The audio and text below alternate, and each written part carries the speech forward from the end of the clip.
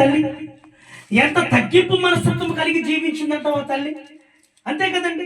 అన్న అనే ప్రవక్త్రి ఎలా బ్రతికిందంటే దేవుని మందిరంలో బ్రతికింది. తనకి పెళ్లి కూడా అయిందంటండి. ఈ తల్లికి పెళ్లి కూడా అయిందంటండి. ఏమండి, మనం ఆలోచన చేస్తే మందిరములో అన్న ఒక ప్రవక్తి, ఆత్మ ఉన్నవారే ప్రవచిస్తారు కనుక ఈమె ఆత్మాభిషేకము కలిగిన స్త్రీ. ఈ స్త్రీ ఎటువంటిదంటే ఆత్మాభిషేకము కలిగినటువంటి స్త్రీ అంటే. ఏమంటే ఆత్మ కలిగిన వారే మనం ఏమైనా ప్రవచించగలం, ఆత్మ కలిగిన వారే మాట్లాడగలం. ఏమండి, ఆత్మానుసారమైన మాటలు ఆత్మ కలిగిన వారే మాట్లాడగలరు. ఎవరు ఆత్మ అంటే దేవుని ఆత్మ కలిగిన వారే దేవుని మాటలు మాట్లాడగలరు. దేవుని ఆత్మ కలిగిన వారు దేవుని మాటలు వస్తాయంటారా? రావు. ఈ స్త్రీ ఏ ఆత్మ కలిగి ఉన్నదంటే దేవుని ఆత్మ కలిగి ఉన్నది. ఎందుకంటే దేవుని చేత భాగ్యం అంటున్నాడు దేవుడు. అంటే ఈమె ఆత్మాభిషేకము కలిగినటువంటి స్త్రీ అయ్యా, ఆత్మాభిషేకము కలిగినటువంటి స్త్రీ.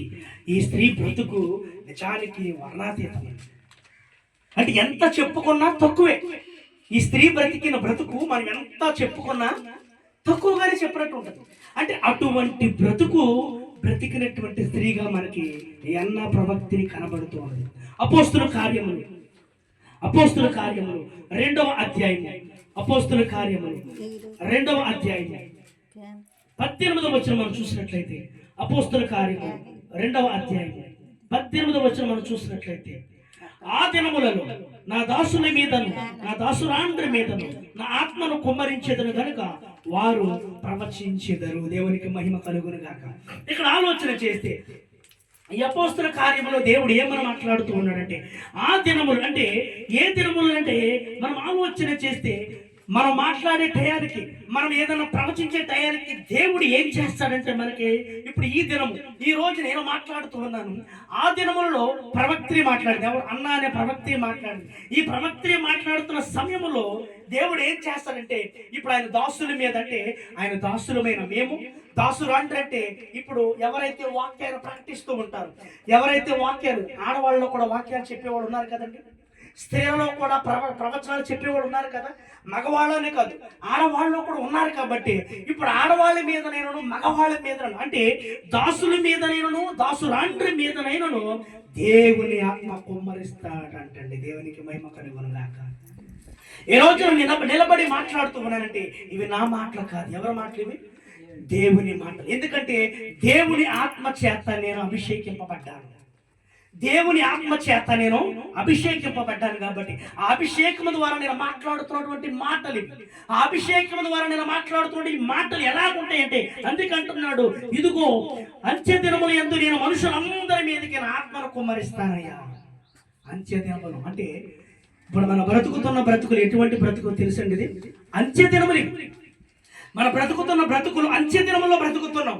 ఈ అంత్య దినములో బ్రతుకుతున్న మనకి మనుషులందరి మీద దేవుని ఆత్మ కుమ్మరిస్తాడంటండి. అదే కాకుండా నీ కుమారులను నీ కుమార్తెలను ప్రవచించెదరు. దేవుని ఆత్మ ఎప్పుడైతే మన మీదకు వస్తుందో మనం మాట్లాడడం ప్రారంభిస్తూ ఉంటామంట.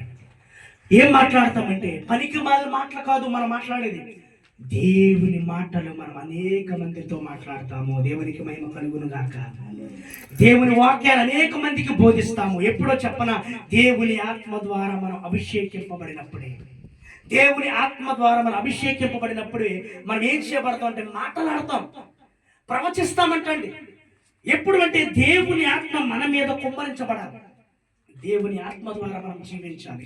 దేవుని ఆత్మ ద్వారా మనం బ్రతికితే దేవుడు మనతో మాట్లాడటం ప్రారంభిస్తూ ఉంటాడు. ఇంకా ఈ స్త్రీ ఎలా బ్రతుకుతుందంటే ఈవిడి ఆత్మాభిషేకము కలిగిన స్త్రీ. ఆ రోజుల్లో మనం ఆలోచన చేస్తే ఇంకా దెబోరా ఉంది, మిరియాము ఉంది, హుల్దా ఉన్నారు, ఫిలిప్పు కుమార్తెలు, వీళ్ళందరూ కూడా ప్రవచించేవారు, వీళ్ళందరూ మాట్లాడేవారు. ఎందుకంటే దేవుని ఆత్మ వారి మీద అభిషేకించేది. కాబట్టి ఆ అభిషేకాన్ని బట్టి వీరందరూ, దెబోరా మాట్లాడింది, హుల్దా మాట్లాడింది, ఫిలిప్పు కుమార్తెలు మాట్లాడారు, మిరియాము కూడా మాట్లాడింది. వీళ్ళందరూ మాట్లాడారు. నేను సొంత మాటలా? నేను సొంత మాటలు కాదు. ఎవరి మాటలో తెలుసా? దేవుని ఆత్మ అభిషేకం వల్ల వీళ్ళు అభిషేకింపబడ్డారు. ఆ అభిషేకం వల్ల వీళ్ళందరూ మాట్లాడడం ప్రారంభించారు. ఈ స్త్రీ ఎలా బ్రతుకుతుందంటారా? ఈ అన్న అంటండి మందిరంలో ఉపవాస ప్రార్థనలో భక్తి కలిగిన స్త్రీ అంటండి. దేవునికి మహిమ కలుగును గాక. ఈ స్త్రీ ఎలా బ్రతుకుతుందంటండి? మందిరాలు అంటండి ఉపవాసం కలిగిన స్త్రీ అంటండి. అంటే ఉపవాసము చేసి భక్తిగా బ్రతికేదంట. ఎంత విడ్డూరం అండి! మనం చేయగలుగుతున్నామండి ఉపవాసం? మనం ఉండగలుగుతున్నామండి ఉపవాసం?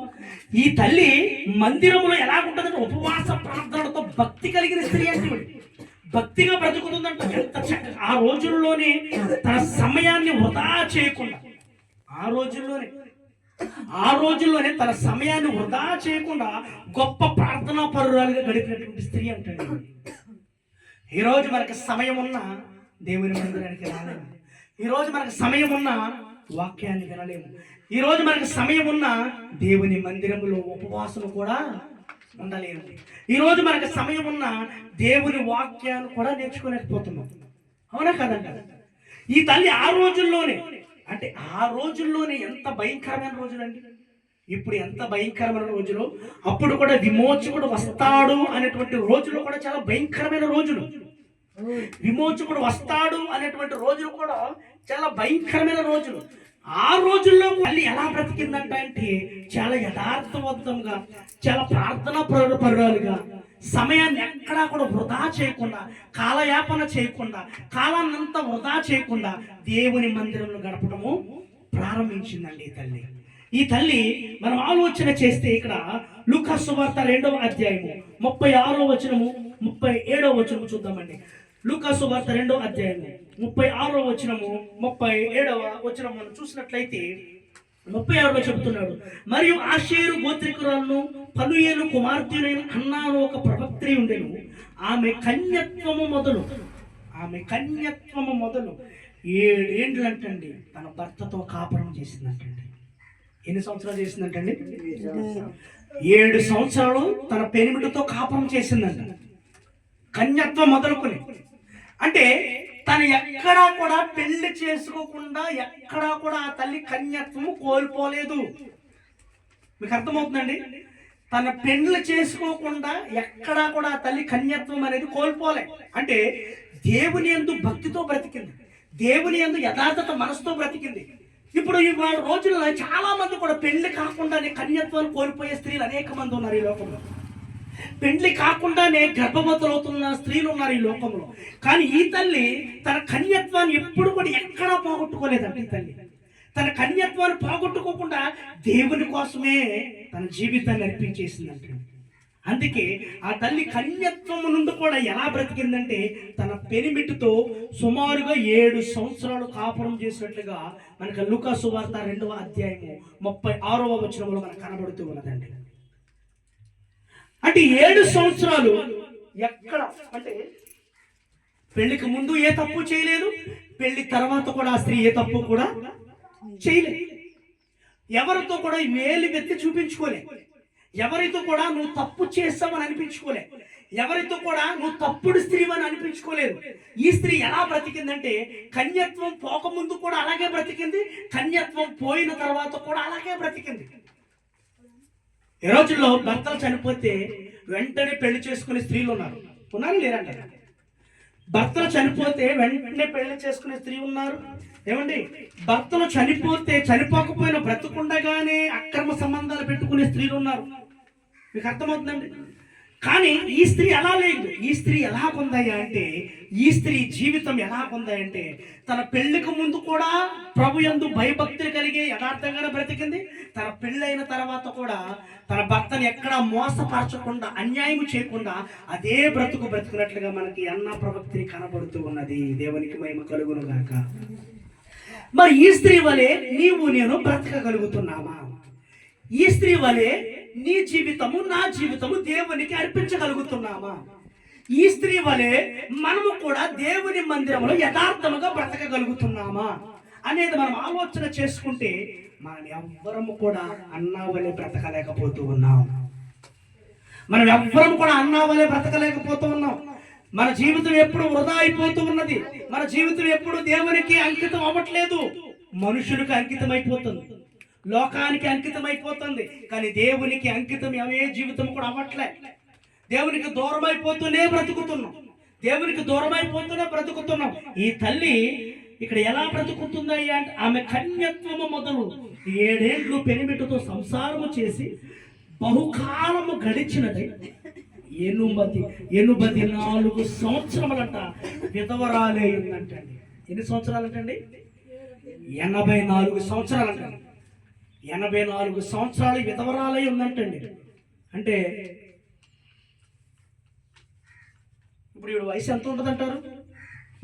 మనం ఆలోచన చేద్దాం. ఈవిడ వయసు ఎంత ఉంటుందంటారు? ఏమండి? 7 సంవత్సరాల్లో పెనిమిటితో సంసారం చేస్తుంది.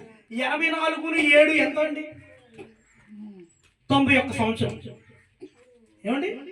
84 సంవత్సరాలు విధవరాలుగా ఉంది. 84 ప్లస్ 84 పక్కన పెడితే 7 సంవత్సరాలు భర్తతో కాపురం చేస్తుంది. ఏమండి? 7 సంవత్సరాలు 84 సంవత్సరాలు ఎంత అవుతుంది? 91 సంవత్సరం. సరే, ఈ 91 సంవత్సరమును పెళ్ళయ్యేసరికి కనీసం ఆవిడ ఒక 16 సంవత్సరాలు 18 సంవత్సరాలు వేసుకుందాం. 106 ఉండొచ్చు, లేకపోతే 120 ఉండొచ్చు. మీకు తక్కువ చెప్తున్న వయసు 106 ఉండొచ్చు, 120 ఉండొచ్చు, చెప్పలేము. ఇక్కడ వయసు క్లియర్గా ఇవ్వలేదు. 84 సంవత్సరాలు ఈవిడి విధవరాలుగా ఉందని ఇచ్చాడు. 7 సంవత్సరాలు పెనిమిడితో కాపురం చేసిందని ఇచ్చాడే తప్ప దీనికి ఏ వయసులో పెళ్ళి అయిందో చెప్పలేదు. కన్యత్వము అంటే కన్యత్వం పోగొట్టుకోలేదంటే సుమారుగా ఒక 15-16 సంవత్సరాలు లేదా 18 సంవత్సరాలు వేసుకోండి. ఏమండి? 18 సంవత్సరాలు వేసుకుని ఈ తల్లికి ఒక 120 సంవత్సరాల దాకా వస్తుందండి. అంటే బహుకాలము దేవుని మందిరంలో గడిపింది. దేవునికి మహిమ కలుగును గాక. ఈ స్త్రీ బ్రతికిన బ్రతికి ఇంకా ఏమంటున్నాడు? 84 సంవత్సరములు విధవరాలే అండి. దేవాలయం విడువక ఉపవాస ప్రార్థనలతో దేన్ని విడిచిపెడతారో తెలుసండి? మందిరాన్ని విడిచిపెడతలేదంటాడు. దేవుని మందిరాన్ని విడిచిపెడతలేదంట ఈ తల్లి. దేవుని మందిరంలోనే ఉంటుందంట. దేవుని మందిరాన్ని విడిచిపెట్టి ఇంటికి వెళ్ళటం లేదంట. ఈవిడ బ్రతుకంతా కూడా దేవుని మందిరంలోనే బ్రతుకుతుందంట. ఎలాంటి బ్రతుకంటే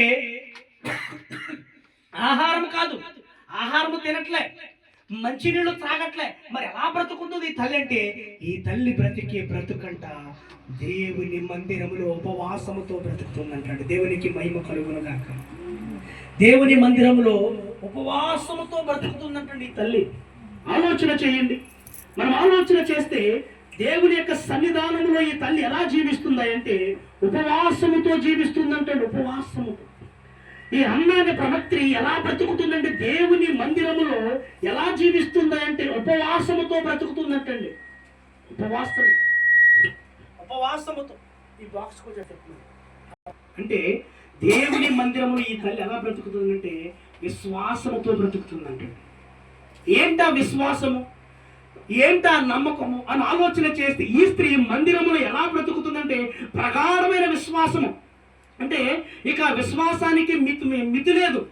ఎంత విశ్వాసం ఉందంటే ఇదిగో మమ్మల్ని విడిపించడానికి, మమ్మల్ని తప్పించడానికి ఇదిగో విమోచకుడు రాబోతూ ఉన్నాడు. విమోచకుడు అంటే యేసుక్రీస్తు ప్రభువారు మమ్మల్ని విడిపించబోతూ ఉన్నాడని ఒక ప్రగాఢమైన విశ్వాసముతో దేవుని కొరకు ఎదురు చూస్తున్నటువంటి స్త్రీ అంటే దేవునికి మహిమ కలుగునుగాక. ఈ స్త్రీ మనుషుల కోసం ఎదురు చూడటం లేదు. ఎలాగ ఎదురు చూస్తుందంటే తల్లి 38వ వచనంలో ఆమె కూడా ఆ గడియలోనే లోపలికి వచ్చి దేవుణ్ణి కొనియాడి యెరూషలేములో విమోచన కొరకు కనిపెట్టుచున్న వారందరితో ఆయనను గూర్చి మాట్లాడుతుందంటండి. యెరూషలేములో ఉన్నటువంటి సంఘంలో, ఆ యెరూషలేములో ఉన్నటువంటి జనములు ఉన్నారు కదండి, మనుషులు, వీరు ఎవరి కోసం ఎదురు చూస్తున్నారంటే ఇదిగో రాబోయే విమోచకుడు కోసం వీళ్ళందరూ ఎదురు చూస్తూ ఉన్నారు కదా. ఈ రాబోయే క్రీస్తు కోసం వీళ్ళందరూ ఎదురు చూస్తూ ఉంటుంటే ఆ ఎదురు చూస్తున్నటువంటి వారందరి దగ్గర కూడా ఈ అన్న అనే ప్రవక్త్రి వెళ్ళి వారితో మాట్లాడుతూ ఉందంటండి. ఏమని మాట్లాడుతుందంట? ఆవిడ ఏమని చెప్తుందంట అంటే ఇదిగో రాబోయేది యేసుక్రీస్తు ప్రభువారు మనల్ని విడిపించడానికి వస్తూ ఉన్నారు. ఎందులోంచి విడిపిస్తాడంటే ఇదిగో పాపము నుంచి మనల్ని విడిపిస్తూ ఉంటాడు. మనం ఏదైనా తెలుసో తెలియక అపరాధములు చేసిన వాటి నుంచి విడిపించడానికి ఇదిగో విమోచకుడు వస్తూ ఉన్నాడు. విమోచకుడు తన క్రయధనము చెల్లించడానికి వస్తూ ఉన్నాడు. ఇదిగో ఆయన రక్తము చిందించి నీ పాపము నా పాపము కడగడానికి లోకానికి వస్తూ ఉన్నాడని అక్కడ ఉన్నటువంటి యెరూషలేములో ప్రజలకి మాట్లాడుతూ ఉన్నటువంటి అన్న అనే ప్రవక్త్రి. ఈ అన్న అనే ప్రవక్త్రి చక్కగా ప్రవచిస్తూ ఉందంట. ఎలా ప్రవచిస్తుందంటే దేవుని ఆత్మాభిషేకం పొందుకుని తల్లి మాట్లాడుతూ ఉందంటండి. ఎందుకంటే ఈ తల్లి ఎటువంటిదని చెప్పారు దేవుడు అంటే ఈ తల్లి భాగ్యవంతురాలు అన్నాడండి. ఎలా అన్నాడండి? ఈ తల్లి భాగ్యవంతురాలు అమ్మ నీవన్నాడు.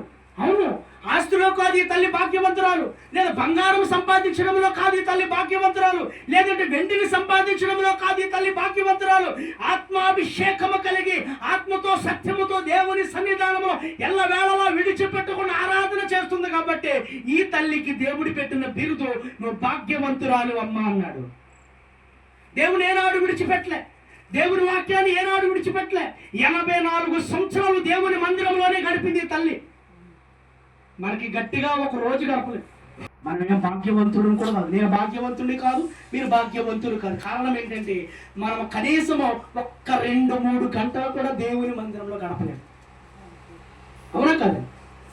నేను ప్రార్థన ప్రారంభిస్తున్నామండి, ప్రార్థన చేస్తున్నామని చెప్తాము, ప్రకటన చేస్తాము. ప్రకటన చేసిన తర్వాత వెళదామలే వాక్యం టయానికి వెళదాం, ముందు పాటలేగా పాడేది అని నిదానంగా వచ్చేవాళ్ళు లేరా ప్రార్థనకి? పాటలే కాదు ఇప్పుడు పాడేది, పాటలు అయిన తర్వాత వెళ్ళొచ్చులే అనుకుంటారు. కానీ మనం ఆలోచన చేస్తే కనీసము ప్రార్థన ప్రారంభించిన దగ్గర నుంచి ముగిసే వరకు కూడా కనీసం 2-3 గంటలు కూడా నువ్వు దేవుని మందిరంలో గడపలేకపోతున్నావే, మరి నువ్వు భాగ్యవంతురాలువా? 84 సంవత్సరాల నుంచి కూడా దేవుని సన్నిధానం విడిచిపెట్టకుండా దేవుని మందిరంలోనే ఉండిపోయినటువంటి అన్న ప్రవక్తి భాగ్యవంతురాలా? ఇప్పుడు దేవుని పట్ల విశ్వాసము కలిగినది, మందిరంలో ఉన్నందున ఆత్మవరములు పొందుకున్న స్త్రీ అంటుంది. మీరు ఎప్పుడైనా గమనించండి, దేవుని మందిరములో మనం విడవకుండా, దేవుని మందిరములో మనం ఏనాడు కూడా మనం దూరం అయిపోకుండా నిష్ఠ కలిగి, పరిశుద్ధత కలిగి, యథార్థమైన మనస్సు కలిగి, విశ్వాసము కలిగి, నమ్మకము కలిగి దేవుని మందిరంలో మనం ప్రార్థన చేయడం ప్రారంభిస్తే సాక్షాత్తు పరలోకమందున్న దేవుడే నీతోనూ నాతోనూ మాట్లాడతాడు. దేవునికి స్తోత్రం. ఎలా మాట్లాడతాడంటే, ఇది ఈ తల్లి వాళ్ళు పొందుకుందండి, ఆత్మవరములు పొందేసుకుందంటే ఈ తల్లి. మంచి వరాలండి. అంటే ఆత్మవరములు అంటే నీ ఆత్మలో ఏముందో చెప్పేస్తుంది, నా ఆత్మలో ఏముందో చెప్పేస్తుంది, నా మనసులో ఆలోచన ఏముందో చెప్పేస్తుంది, నేను ఏం చేసి వచ్చానో చెప్పేస్తుంది. అటువంటి వరములు పొందుకుందంత ఈ స్త్రీ. కొంతమంది చెప్తారండి, పనికి మాలిన అబద్ధాలు చెప్పేవాడు ఉన్నారు చాలామంది. భర్త చచ్చిపోయాడు, భర్త చచ్చిపోయి 10 ఏళ్ళు అవుతుంది. భర్త చచ్చిపోయి 10 ఏళ్ళు అయినా కూడా ఆ స్త్రీ దగ్గరికి వెళ్ళి ఓ పాస్టర్ గారు అన్నాడంట, నీ భర్త జబ్బు పడ్డాడమ్మా అంటున్నాడు. భర్త చనిపోయి 10 ఏళ్ళు అవుతుంటే నీ భర్త జబ్బు పడిపోతున్నాడమ్మా, నీ భర్తకు బాగోలేదు, ఆరోగ్యం బాగోలేదు అంటాడు. అప్పుడు కాబట్టి అతను చనిపోయి 10 ఏళ్ళు అవుతుంది. అంటే ఇది ఆత్మవరములతో మాట్లాడేది కాదు, అపవాది వరములతో మాట్లాడేది. అంటే ఉన్నది లేనట్టుగా, లేనిది ఉన్నట్టుగా మాట్లాడుతూ ఉన్నావు. చాలా మంది ఇటువంటి వారు ఉన్నారు, పనికి మాలిన ఆత్మవరాలు కలిగిన వారు. ఈ ఆత్మవరాలు కాదు, అపవాది వరములు కలిగిన వారు వీళ్ళు. ఇక్కడ ఈ తల్లి అయితే, ఈ అన్న ప్రవక్తి అయితే ఎలా బ్రతుకుతుంది అంటే ఆత్మవరములు పొందుకున్నది. అంటే నీ ఆత్మలో ఏముందో చెప్పగలదు, అంటే నిజాయితీగా చెప్పగలదు, ఉన్నది ఉన్నట్టుగా చెప్పగలదు. అంతేగాని లేనిది ఉన్నట్టు, ఉన్నది లేనట్టుగా చెప్పే స్త్రీ అయితే కాదంటండి ఈ తల్లి.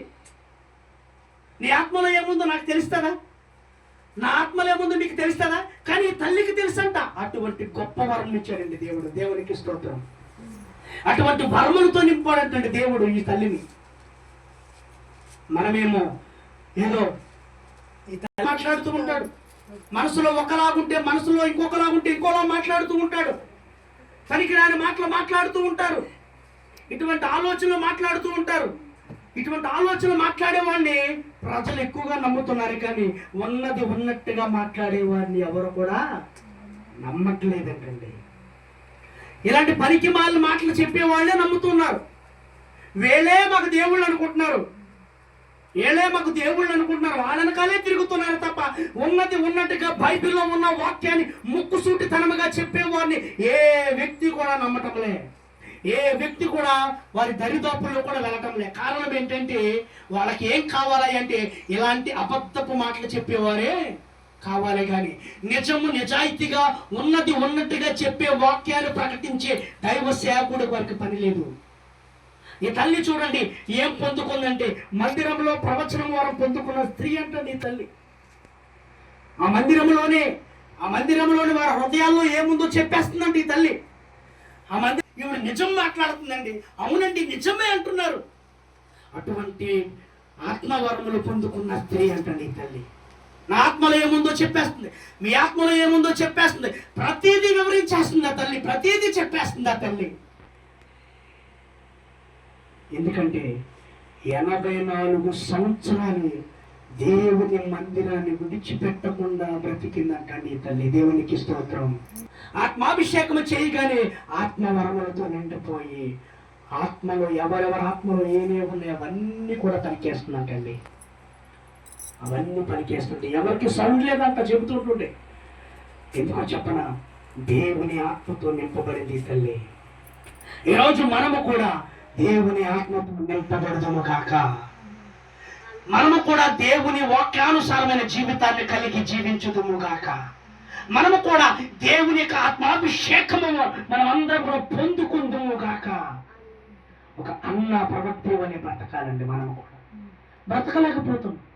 దేవుని మందిరానికి వెళ్ళడానికి సమయం సరిపోదు మనకి, దేవుని మందిరానికి వెళ్ళడానికి టైం సరిపోదు మనకి. ఏ అంటే ఇంకా నీళ్లు కాగాలి, ఏ అంటే పొయ్యిలో పులవైపోయినాయి, ఏ అంటే ఇప్పుడే చేపలు తీసుకొచ్చాడు మా ఆయన, వాటిని శుభ్రంగా తోమి వండాలి. వల్లే బ్రతకడానికి ప్రయత్నం చేయాలండి. మనము ఈ అన్న ప్రవక్తి వల్లే బ్రతకడానికి మనం ప్రయత్నం చేయాలండి. దేవుని మందిరాన్ని విడిచిపెట్టుకోకుండా బ్రతికిందండి ఈ తల్లి. దేవుని వాక్యాన్ని ఏనాడు విడిచిపెట్టలే, దేవుని బైబిల్ ఏనాడు విడిచిపెట్టలే, దేవుని సహవాసాన్ని ఏనాడు విడిచిపెట్టలే, దేవుని సన్నిధానంలో ఉపవాసాలు మానలేదు. చేస్తానే ఉంది ఉపవాసము, ఉపవాసాలతో ప్రార్థనలు చేసేది. ఎప్పుడైతే ఉపవాసము కలిగి ప్రార్థన చేయడం ప్రారంభించిందో దేవుడు ఆత్మవరముల చేత తల్లిని నింపేశాడు. ఆ ఆత్మవరములను బట్టి అక్కడ ఉన్నటువంటి వారందరి యొక్క మనసులో ఏముందో అన్ని కూడా ఒక్కొక్కటి చెప్పుకుంటూ వచ్చేసినట్టు ఈ తల్లి. తర్వాత మందిరంలో ఎక్కువ కాలం అంటే 84 సంవత్సరాలు ఉన్నందున దీర్ఘాయుష్మంతులుగా జీవించిన వ్యక్తి అంటండి తల్లి. ఎన్ని సంవత్సరాలు ఉందని చెప్పారండి? 84 సంవత్సరాలు ఉందంటే దేవుని మందిరంలో. దీర్ఘాయుష్మంతురాలు అంటే దీర్ఘాయుష్మంతురాలుగా జీవించిన వ్యక్తి అంటండి ఈ తల్లి. నిజమే. ఒకవేళ మనకు 100 సంవత్సరాలు ఇచ్చాడు అనుకోండి, ఈ తల్లి ఎన్ని సంవత్సరాలు బ్రతికినట్టు? ఇందాక చెప్పాను కదా, కనీసం 120 సంవత్సరాలు వేసుకోండి. 120 దీర్ఘాయుష్మంతురాలండి. నోవాహు కాలం వరకు ఒక సంవత్సరం వేరండి. ఎందుకంటే నోవాహు కాలం వరకు ఒక ఎత్తు, ఆ తరము వరకు కూడా మనుషులు 1000 సంవత్సరాలు బ్రతికేవారు. మీకు అర్థమవుతుందండి? నోవాహు కాలం వరకు కూడా మనుషులు వయసు ఎంత అండి? ఆ ఆయుష్కాలం ఎంత ఇచ్చాడు దేవుడు అంటే 1000 సంవత్సరాలు ఇచ్చాడు. ఇప్పుడు నోవాహు కాలం అయిపోయిన తర్వాత వయసు తగ్గుతూ వచ్చింది. నోవాహు కాలం వరకే మనకి సుమారుగా 1000 సంవత్సరాల వరకు ఆయుష్ని పెంచుకుంటూ వచ్చాడు. అర్థమవుతుందండి? అక్కడి నుంచి ఆయుష్ తగ్గుతూ వచ్చింది, ప్రతి ఒక్కరికి తగ్గుతూ వచ్చింది. ఇదిగో యాకోబు గారు 140 సంవత్సరాలు బ్రతికాడు, మోషే గారు 120 సంవత్సరాలు బ్రతికాడు. అలా చూసుకుంటూ వెళితే యోసేపు గారు 110 సంవత్సరాలు బ్రతికాడు. అంటే ఆయుష్ ఏమైపోతుంది? తగ్గుతూ వచ్చేసింది. ఇదిగో యాకోబు గారు తండ్రి అబ్రహాం గారు బ్రతికాడు, సుమారుగా ఆయన కూడా బ్రతికాడు 800 సంవత్సరాలు ఎన్నో బ్రతికాడు ఆయన కూడా. ఏమండి మెతుషేలు గారు బ్రతికాడు 969 సంవత్సరాలు బ్రతికాడు. 1000 సంవత్సరాల కాలము. ఏమండి ఈయన ఆదాము గారు బ్రతికారు సుమారుగా 930 సంవత్సరాలు బ్రతికినట్టుగా లేఖనాల్లో కనబడుతూ ఉంది ఆదాము గారు. వీళ్ళది 1000 సంవత్సరాల కాలము. కానీ 1000 సంవత్సరాల కాలంలో రాను దేవుడు ఏం చేశాడంటే ఇదిగో 100 సంవత్సరాలకి తీసుకుంటూ వచ్చేసాడు. చూడండి ఎక్కడి నుంచి ఎక్కడ దాకా తీసుకుంటూ వచ్చాడు ఆయుష్ని దేవుడు. 1000 సంవత్సరాలు ఎక్కడ, 70-80 సంవత్సరాలు ఎక్కడ? ఒక్కసారి ఆలోచన చేయండి. అంటే దేవుడు చెప్పిన దానికంటే ఎక్కువ బ్రతికారంటే వాళ్ళు ఎటువంటి వారై అంటే దీర్ఘాయుష్మంతులే. దేవునికి మహిమ కలుగును గాక. దేవుడు చెప్పిన దానికంటే ఎక్కువ బ్రతికితే దీర్ఘాయుష్మంతులే. మనం ఎప్పుడైనా ఆలోచించాలి. ఏమంటే 70 మన నరుని ఆయుష్ ఎంతకాలం అంటే 70 సంవత్సరాలు, అధిక బలం ఉన్న 80 సంవత్సరములు అన్నాడు. ఆయనను వాటి వైభవము ఆయాసము దుఃఖమే. ఒకవేళ 80 సంవత్సరాలు వచ్చి బ్రతికిన 80 సంవత్సరాలపై బ్రతికిన ఆ బ్రతుకులు ఎలాగుంటాయంటే దుఃఖముతో నిండిపోయి ఉంటాయి, బాధలతో నిండిపోయి ఉంటాయి, వ్యాధులతో నిండిపోయి ఉంటాయి. కొడుకులు పట్టించుకునే పరిస్థితులకు వెళ్ళిపోతాము, కూతురు పట్టించుకునే పరిస్థితులకు వెళ్ళిపోతాము. మనమంటే ప్రతి ఒక్కరికి అసహ్యపడే జీవితాన్ని జీవిస్తామేమో. నేను ఆలోచన చేయండి. ఒకవేళ 80 సంవత్సరాలు ఇచ్చా కూడా మనిషి ఒక 89 సంవత్సరాలు కానీ 90 సంవత్సరాలు కానీ బ్రతికాడు అనుకోండి, అప్పుడు వీళ్ళ బ్రతుకుని ఏమంటారో చెప్పనా? దేవుడిచ్చిన ఆయుష్ కంటే ఎక్కువ బ్రతికారు కాబట్టి వీరు ఎటువంటి వారై అంటే దీర్ఘాయుష్మంతులుగా దేవుడు తీర్చిదిద్దుతాడు. దేవునికి మహిమ కలుగును గాక. నేను ఇచ్చిన ఆయుష్ కంటే ఎక్కువ బ్రతికారు కాబట్టి మీరు నిజంగా దీర్ఘాయుష్మంతులయ్యా అన్నాడు. అటువంటి పేరు సంపాదించుకున్నటువంటి తర్వాత మందిరములో వింటున్న వాక్యాలు ప్రవచనాలు బట్టి యేసు ప్రభువు కొరకు ఎదురు చూసిన వ్యక్తి అంటండి తల్లి. మందిరములో వింటున్న వాక్యాలు ప్రవచనాలు కూడా యేసు ప్రభువు కొరకు ఎదురు చూస్తున్న వ్యక్తి అంటండి.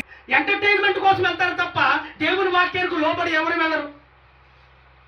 పొరపాటున ఒకరు క్రిస్మస్ వచ్చింది అనుకోండి, క్రిస్మస్ లో ఎంటర్టైన్మెంట్ కోసం వెళ్తారు దేవుని మందిరానికి. ఏంటంటే ఎంటర్టైన్మెంట్, ఈ రోజు నా కొడుకు డ్యాన్స్ చేస్తున్నాడండి, ఈ రోజు నా కూతురు డ్యాన్స్ చేస్తుందండి, ఆ ఎంటర్టైన్మెంట్ చూడడానికి వెళ్తున్నాను. ఏమండి ఈ రోజు వాక్యం ఏంటండి, పిల్లలు ఎంతో కష్టపడి నెల రోజులు నేర్చుకున్నారండి డ్యాన్సులు, ఇప్పుడు కూడా మీరు వాక్యం చెబుతారా? ఆ డ్యాన్సులు అయ్యొద్దు, అది చూడడానికి వచ్చాం మేము అనేవాళ్ళు ఉన్నారు ఈ లోకంలో చాలా మంది. అంతేగాని యేసుక్రీస్తు ప్రభు వారు వస్తున్నారయ్యా రెండో రకంలో, ఈ ఎంటర్టైన్మెంట్ తీసేద్దామయ్యా, ఈ పరికమాల డ్యాన్సులు తీసేద్దామయ్యా, ఈ డ్యాన్సుల వల్ల మేము నరకానికి వెళ్ళిపోతామయ్యా, మాకు ఈ వద్దయ్యా, ఇక వాక్యమే కావాలి. అది యేసుక్రీస్తు ప్రభు వారు వస్తున్నారు, రాకడానికి సంబంధించిన వాక్యమే కావాలి మాకు, ఆ వాక్యాన్ని వివరించయ్యా, మా బ్రతుకులు మార్చుకుంటామయ్యా, మేము దిద్దుబాటు చేసుకుంటామని పలికేవారు ఈ లోకంలో బహు తక్కువ మంది అయిపోయారటండి. అందుకే దేవుని మందిరానికి వెళుతున్నారు కానీ దేవుని పట్ల భయం లేదు, దేవుని మందిరానికి వెళుతున్నారు కానీ దేవుని పట్ల గౌరవం లేదు, దేవుని మందిరానికి వెళుతున్నారు కానీ ఎంటర్టైన్మెంట్ కోసమే వెళుతున్నారు తప్ప దేవుని పట్ల విధేయత మనసు కలిగిన వారు తక్కువైపోయారండి. ఆలోచన ఏమైపోతుంది ఇక్కడ? ఈ తల్లి అంటుంది, అమ్మా మందిరంలో వింటున్న వాక్యాలు ప్రవచనాలు బట్టి యేసు ప్రభు వారి కొరకు ఎదురు చూస్తున్నట్టండి. ఈరోజు ఎన్నో వాక్యాలు వింటున్నాం మనము, యేసు ప్రభు వారి కోసం ఎదురు చూస్తున్నాము. ఎన్నో వాక్యాలు వింటున్నాం మనము, ఆయన వస్తున్న రాకడ కోసం నేను ఆలోచించాము. ఈ ఆలోచన ఎవరికీ లేదు, ఈ ఆలోచన ఎవరికీ లేదు. మరలా క్రిస్మస్ వచ్చేస్తుంది, మళ్ళీ ఏం చేయాలి? డ్యాన్సులు వేయాలి, అవునా కాదా? మరలా క్రిస్మస్లు వచ్చేస్తున్నాయి, ఏం చేయాలి? స్కిట్లు వేయాలి. అది ఎవడో వేయించుకున్నాడంటే హైదరాబాద్లో వేయించుకున్నాడంటండి. తలకు ఒక 5,000 తీసుకొచ్చి ఆయన చేతిలో పెట్టేస్తే ఆశీర్వాదాలే ఏమీ లేవంట. సరే నేను కూడా క్రీస్తు వల్లే సిలువ వేయించుకుంటానని చెప్పి సిలువ వేయించుకున్నాడంట ఆయన. చూడండి దేవుని అవమానం ఎంత పరుస్తున్నారు. దేవుని ఎన్నిసార్లు సిలువేస్తారండి? దేవుని ఎన్నిసార్లు సిలువేస్తాం మనం? ఎన్ని విధాలుగా సిలువేస్తాము? బూతుల ద్వారా సిలువేస్తున్నాము, మాటల ద్వారా సిలువేస్తున్నాము, ఆలోచనల ద్వారా సిలువేస్తున్నాము. దేవుని స్థానాన్ని దేవునికి ఇవ్వకుండా ఎవరికో మొదటి స్థానం ఇచ్చేసి దేవుని స్థానాన్ని దూరం చేస్తున్నాము. క్రిస్మస్ వస్తే చాలు, పాస్టర్ గారు వచ్చి దేవుని వాక్యం చెబుతుంటే దేవుని వాక్యం వినరు. ఆ టైంలో వాళ్ళకి దేవుని వాక్యంతో పని లేదు. అంటే 1-2 నెలల బట్టి మా పిల్లలు నేర్చుకున్నారండి డ్యాన్సులు అండి, పనికిమాలిన డ్యాన్సులు నేర్చుకున్నారండి, సినిమా స్టెప్పులు నేర్చుకున్నారండి. ఆ సినిమా స్టెప్పులు ఇంకో దైవ మందిరం దగ్గర స్టేజీలు కట్టామండి, మేము వేల రూపాయలు డబ్బులు వేసుకుని స్టేజీలు కట్టామండి. ఆ స్టేజీల మీద వేస్తాకేనండి మేము వచ్చింది. మా బిడ్డలు అందుకోసమే మేము ఇక్కడికి పంపించేది దేవుని మందిరానికి. మీరు చెప్పే వాక్యం వింటారు కాదండి అని పాస్టర్ గారు వాక్యం చెప్తుంటే ముగించేది సగంలో చెప్పే ఉన్నారు సంగతులు చాలా మంది.